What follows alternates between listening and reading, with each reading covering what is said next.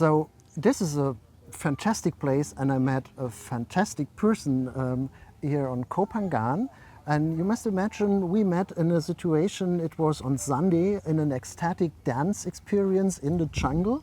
Most of the people are 30, 35, kind of that, and we were both of the older part. But I met there Andrew Strauss, and we talked a lot this morning, and I was so impressed. What is leading you to an island like Koh Phangan? Well, I stepped down from my job about 2 years ago, and in my whole life I've been able to pursue self-development, but it's always been sort of a side gig, if you will, Stefan. And over the last 2 years I've made it the central focus. I've been doing some work-related, a major work-related project, but a lot of what I've been doing has been different kinds of retreats and ways to really develop my inner life. And that led me to Koh Phangan, which is sort of a mecca for that. It's an island devoted to doing that sort of thing. And so here I am.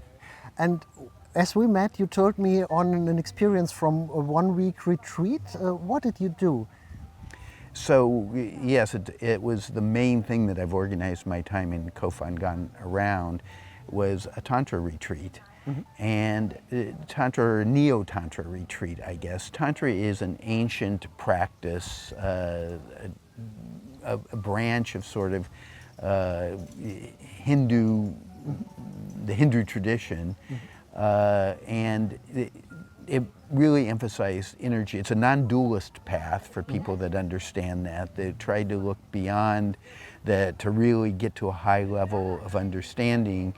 You have to understand that there's things beyond the this or that, beyond the contrast between different opposites, and that there's a unity of everything. I mean, that's the basic idea of Tantra.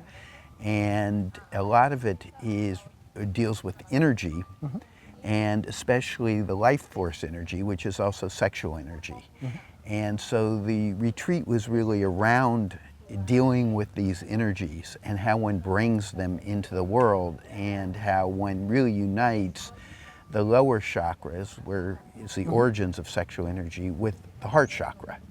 And ultimately, you know, the chakras that are the crown chakra, which is, you know, towards transcendence. That's of course a really, really big topic. Why is that important for people, and even for more experienced people, to deal with topics like that? Well, some of it is very, you know, esoteric and spiritual and so forth. Some of it is really, really practical. The starting place is very practical. And it deals with topics like establishing your boundaries and being able to say no to people when somebody's doing something that you're not comfortable with, or wants you to do something you're not comfortable with. There's a big tendency among many of us in our society to feel like we have to please people.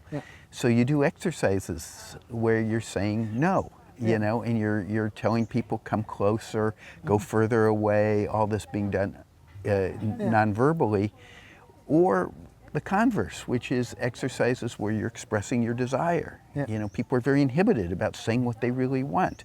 And so to be able to become more comfortable with that, and then being comfortable with somebody saying no to you. And these are things that almost everybody, it's elementary, and almost everybody struggles with it.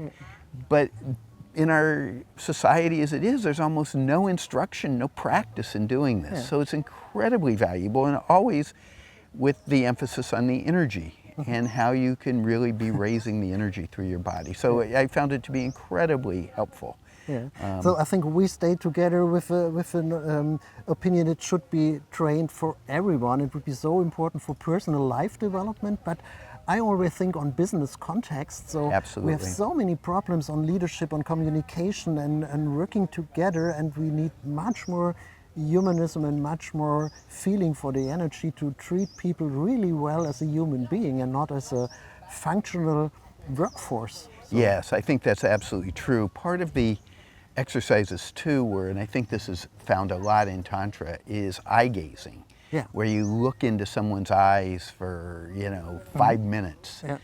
And so that's seeing beyond the personal. Yeah. You begin to see that there's something very mysterious in everyone. It is. That's It is. huge. Yeah. And so that begins to create this sort of sense of connection between people that's beyond age, that's beyond gender, that's beyond, where people are from, ethnicity, that there's something universal there. And just what that is ephemeral, Great. but there's something. I really have to laugh because I enjoy our talk in a way. We sat over there for 2 hours and had a really inspirational talk on so many topics. But what I would like to emphasize and to look on, I had an inner laughter on a sentence when you talked to me first in the jungle when we met, and you talked on the reactions of of younger people to you. You remember your sentence? What you told me? What they think about you, that other people in the same age, what they are doing and what you are doing? Oh, I got a lot. Some of them were uncomfortable, especially some of the women. I think that I was so much older when we would be partners in some of the exercises, and they felt like they were doing the exercise with their father or something. But a lot of people were telling me, because I was the oldest person there, that how much they respected me, and that they hoped that they were like me when they were my age and everything. One issue I probably have myself psychologically is that I don't actually feel my age. Very good. Yeah, that's really so important. It was a little bit surprising to me. It's like, I really, you obviously see me as my age, but I don't. Yeah. But yeah, I got a lot of people telling me, most old people, they refer to me as an old person. They don't leave their house, and they can't get up off the floor. It was a lot of getting up and down off the floor. I don't feel like that's a great accomplishment of mine. I found that such a great, and other people don't go out of the house, and you go down and up of the floor. Yeah. And may you tell us your age? I'm 67. I just turned 67. Cool. Now, because for me that's so inspirational, and I like to collect people who really show that aging can be completely different from the normal picture people have, and I think it's so important to have positive examples which are inspiring, and you're of course one. Don't think on your age, stay as young and go on for the next 30 years. So that's really, really important. I hope to do that, yes. Yeah. And we should have a short look, because when we talk, it's obvious that you don't do for your whole life only retreats, but you had a real job. What is your profession, and what were you dealing with in your professional life? So I'm an international law professor and dean. I was, the last thing I did was to be the dean of a law school. Mm-hmm. That's a very important thing, of course, too. And why didn't go on? A lot of professors doing this stuff for a longer time, but you decided to retire. Why? It was a huge decision, because it is, it's a very attractive thing to do, and I very much enjoyed my work. It's really, being an international law professor is super interesting. It's very dynamic. I always enjoyed teaching. I enjoy the scholarship. But there was this feeling in me that this kind of work, this inner development, that I hadn't done as much as I wanted, and and that I really wanted to really devote myself to doing this. And I've spent, I'm doing, as I was saying, a work-related project that's taken a fair amount of time, but I've still been able to put the majority of my time into this kind of work. And it doesn't sound like your retiring life gets boring. No, not at all. I never feel like I have enough time to do what I want to do. Nowhere near. I'm sure it was just a ironical question, a rhetorical question. But we talked a really long time this morning on politics, on law, on the developments on our globe. And what I feel really impressed about is that you're really working with the United Nations. And is there a vision, is there an opportunity to think and believe on a world which is in a legalized, with a well organized compliance, to get together better than we experience that today? Well, that's been my professional mission, Yeah. really. My biggest professional mission has been around that topic. I mean, things don't look great right now, but I've learned through my career that it's impossible to know where things are going. There's a level at which it's unfathomable.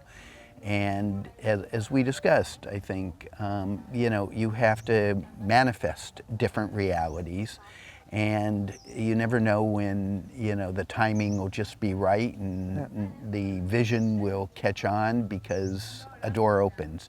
And so you work on that, and it's similar to working personally on yourself. You keep trying, and that's all we can do is just try and move forward, and history will unfold how it unfolds. There's a mystery to the process. For at the end, I would like to ask you two questions. The one is, if we stick with this political, legal, global system topic, which recommendation would you like to give people who wants to stay optimistic? It's hard, I think, right now. I don't think there's an easy answer to that. I feel among the people who I associate with a tremendous amount of anxiety and fear. I think the biggest thing is, rather than trying to manipulate it and to say, well, what do I do to stay optimistic, is to just try and be super aware of the reactions that we're having. Yeah. So that you don't get caught up in a really negative spiral, that you can sort of begin, because it's very difficult to deal with a world that seems in dissolution. And so that you try and maintain your openness, your curiosity to what's happening, and you watch the experience in yourself so that you can try and have some sort of equanimity around it. Because part of what I've come to see is that we spend so much energy futilely trying to resist what's happening, and we can't. I mean, we can't control it. So if you can let it go through you, just experience it, then you're able to sort of save that energy, and use that energy towards positive things. That's even close to my second and last question. Is just when you think on people 58, 65, thinking on their own life and on probable changes and desires and opportunities, how to go on, what would you recommend them? I think, I do see with some people of our age group, people that are like, I'm done. I'm just gonna, I'm basically, I've done what I'm gonna do with my life. And it's over. Yeah, it's sort of over, and I'm just, gonna slowly fade away or something.